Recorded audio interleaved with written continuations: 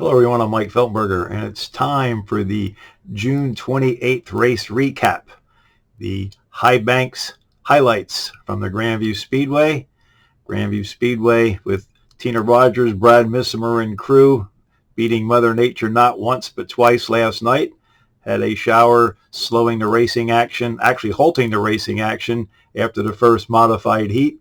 And then it came back for a little bit of a sprinkle during the modified feature, but they did get the complete show in, and a fantastic show it was. I don't have a teleprompter, so I'm going to have to look down and read my notes. So I hope everyone stays with me, and fantastic night of racing down at Grandview.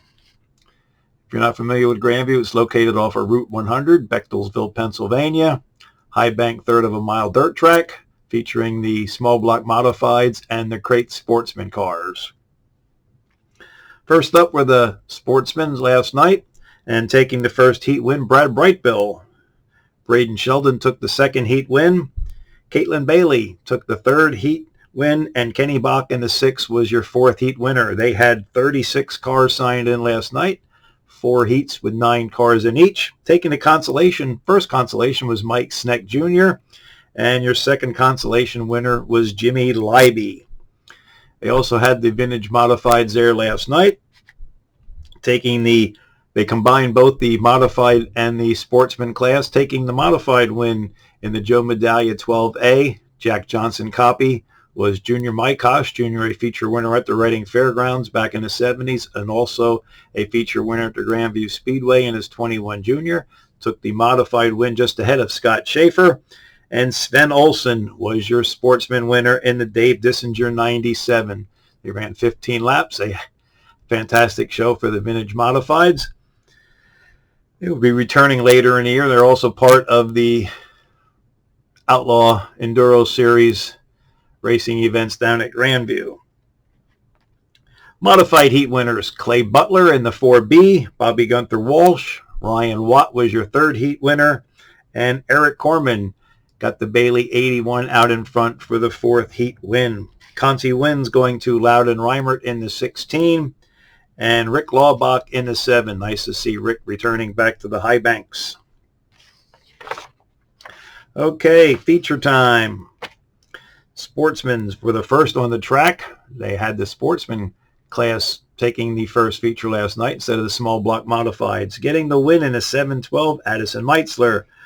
Meitzler took the lead on lap number 16 from Braden Shelton and was not to be denied the remaining 9 laps. Colin Cox in the 59 getting second. He was also your hard charger, advancing 12 positions in the 25-lap event. Brad Brightbill, good showing in the 19 for third.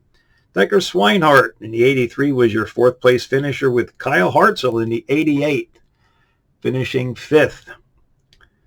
Your early race leader, Brayton Sheldon, was 6th in the 39. Two-time feature winner, Jesse Landis, was 7th in the 973. Kenny Gilmore got the 7K across the finish line for 8th. Kenny Bach, glad to see him back in action and getting a solid finish in the 6 after a couple of rough weeks of action down on the high banks, finishing 9th. And Dylan Swinehart in the 38S was your 10th place finisher. Hard luck has to go to Caitlin Bailey. She was a DNF while running second in the mid portions of the 25-lap main event. Modifieds, last feature on the Speedway for 30 laps. Some fantastic mid-pack racing, a couple 3 and 4 wides even when we were broadcasting it on ATVN. So if you're an ATVN subscriber, give the June 28th racing show down at Grandview a view. Dwayne Howard getting the win in the 15G. It's Dwayne's first win since 2021, so it's good to see Dwayne Howard back in victory lane down at Grandview. 2024 point champion Jeff Strunk putting the Hansel 357 into the second spot. Mike Guler, strong charge from his mid-pack starting spot, getting third in the 53. Eddie Strada putting on another fantastic show, getting fourth in the 33, with Brett Cressley getting fifth. Brett was your hard charger, advancing 18 positions in the 19K. Cressley getting fifth, also getting the hard charger, advancing 18 positions. Bobby Trapper Sr. was your early race leader, and he had the 69 flying last night, getting 6th. 7th was Loudon Reimer. 8th, Eric Corman. Nice to see the Bailey car in the top 10. Eric Corman getting 8th. Ryan Watt, he was a rocket in his qualifying event in the 14W, sliding in for 9th. And Tim Buckwalter getting the 942 under the checker for 10th place. Had a 6-car pileup on lap 6 in the backstretch. Carol Hine, Logan Watt, Craig Von Doren, and Cody and Doug Manmiller. I got to give the hard luck award to Carol Hine III. He was charging through the field from his starting spot. I believe he actually got him up in like 10th or 12th, somewhere in that area.